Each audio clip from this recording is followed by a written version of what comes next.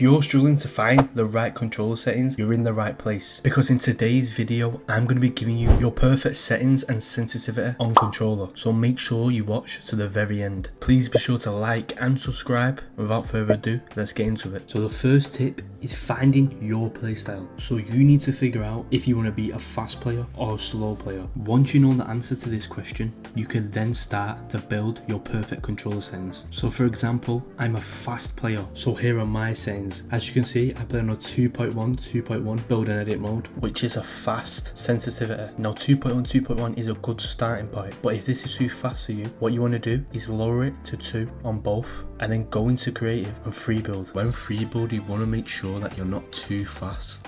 So what I mean by this is if you're editing and it's too fast and your crosshair placement is all over the place and not good, then most likely it is too fast for you. On the other hand, if it's too slow, then you want to up it. So go back into your settings, then go back to free building and try out 2.2. It's all about finding that balance until you find a smooth and controllable sense that suits your playstyle and that you're comfortable with. So keep doing this method. Go up 1 or down 1 or up 2 until you find that sense, and then stick with that and master it, and do not change, because changing causes inconsistency and then you will just never find that perfect sense because you're always switching. Now moving on to your look, vertical and horizontal speed. Now for me, as someone who has a fast playstyle, I need to have a good shotgun aim. So I play on 43, but in my opinion you should start from 46 down to 40. Anywhere between 40 and 46 is perfect for having good shotgun aim whilst being fast. So start at 46 and build your way down. Now the way to do this is go into a practice map.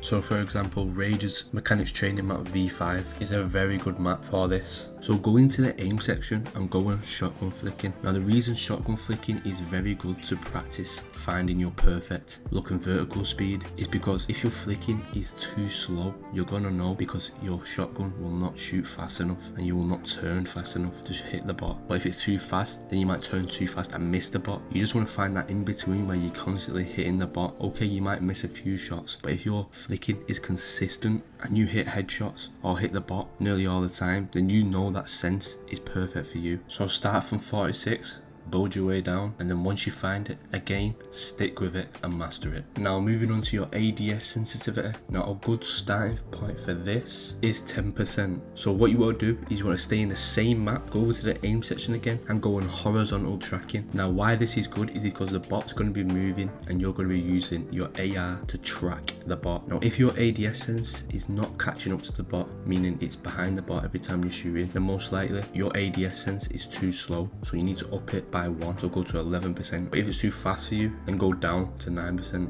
Again, it's all about finding that balance. You'll know when you find the perfect ADS sense because your AR will stick to the bot wherever you move and you will hit most of your shots. Once you find this, stick to it and don't change, because it may not feel perfect, but after a while, once you've been practicing with it, it's gonna feel perfect. Now your input curve is going to be a linear. Now I did recently just make a video showing the difference between a linear and exponential, so go check that out before you watch the rest of this, because that is important. But yeah, if you're a fast player, you definitely want to be on linear. Lastly, going over your dead zones. Now if you don't know what dead zones are, it's how long it takes for your player to respond to your movement when you move your analog stick. So a good starting point for dead zone would be 8%. Now why I have not said a lower dead zone is because you will struggle with stick drift if it's too low. So what you want to do is just go into a map and don't touch your controller, and if your sticks move, that means you have stick drift and you need to up it. So go to 9% if it's still moving, 10% still moving, 11%. You need to go up until it stops moving.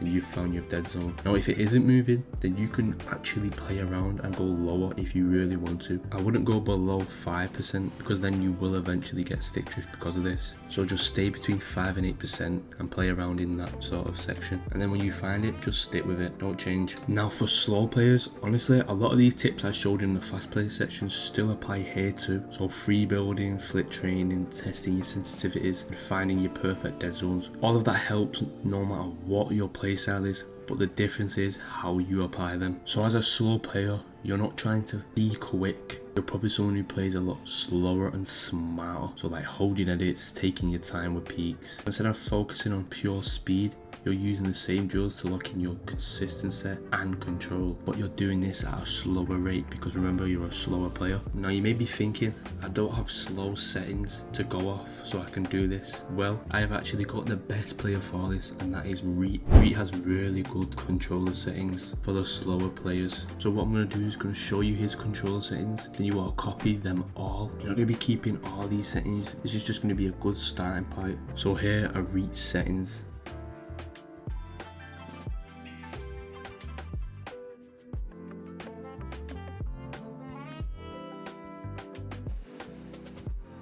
So now we've got Reet settings, what you want to do is start from the top again. So like I did in the fast player section, start from build and edit mode sensitivity, and all you're doing is repeating what I did in the fast player section. So free build, and if it's too slow, go up 1%, if it's too fast, go down 1% until you find your perfect build and edit mode sensitivity, and then do this for all the sections that I did in the fast player section. Right, so just to recap, whether you're a fast player or a slow player, the goal is to stay the same and find what's natural to you. We broke down free building, flick training, sensitivities, dead zones, how to actually test your settings the right way, and that works no matter what your playstyle. Now here's what I'd recommend next. Once you've found your perfect settings, stick for it for a few days. Give it time and a chance. Don't change your settings after one bad game. Give it time till it feels natural to you. You should warm up with these settings, and then after go into a real game and try to fight as much as you can with these settings, because that is the best way for these settings to come natural to you